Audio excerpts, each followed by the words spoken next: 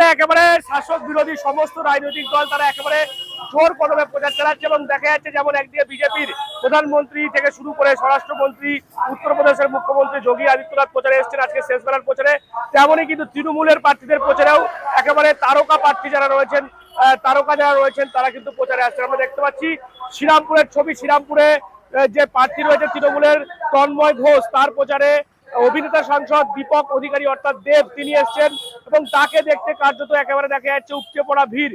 মাহেশের শান্তির মাঠ থেকে এই যে বর্ণাঢ্য রোড শো সেটা মূলত শ্রীরামপুর বটতলা পর্যন্ত হবে এবং সেই জন্যই দেখা যাচ্ছে পুলিশে ছয়লাভ এবং গোটা রাস্তা জুড়েই কার্যত কর্মী সমর্থক যেমন রয়েছে, দেব ভক্ত বলতে পারি আমরা, দেবকে দেখার জন্য মানুষ কিন্তু ভিড় করছে।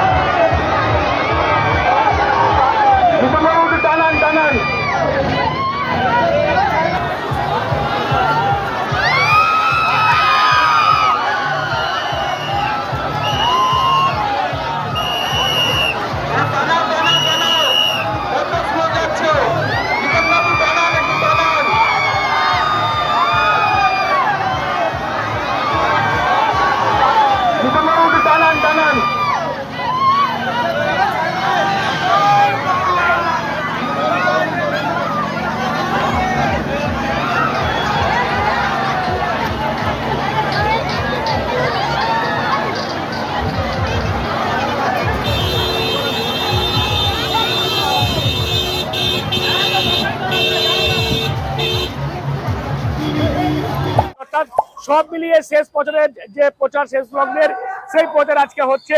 6টার পর থেকে সমস্ত কিন্তু সাইলেন্ট পিরিয়ড হয়ে যাবে, অর্থাৎ কোনো রকম প্রচার করা যাবে না, কোনো রকম ভাবেই কিন্তু এই যে নির্বাচনী প্রচার সেটা কিন্তু আর করা যাবে না। সেই কারণেই আজকের এই শেষ যে বেলার প্রচার সেই বেলার প্রচারে দেখা যাচ্ছে বিজেপির যেমন হেভিওয়েট নেতারা যেমন প্রচার করলেন, তেমন তৃণমূলের প্রার্থীদের হয়েও দেখা গেল তারকারা যারা অভিনেতা অভিনেত্রী রয়েছেন তারাও কিন্তু আজকে তৃণমূলের প্রার্থীর হয়ে কিন্তু প্রচার করলেন শ্রীরামপুর এলাকায়। কি বলুন আপনার এই বিষয়টি অবশ্যই কমেন্ট বক্সে।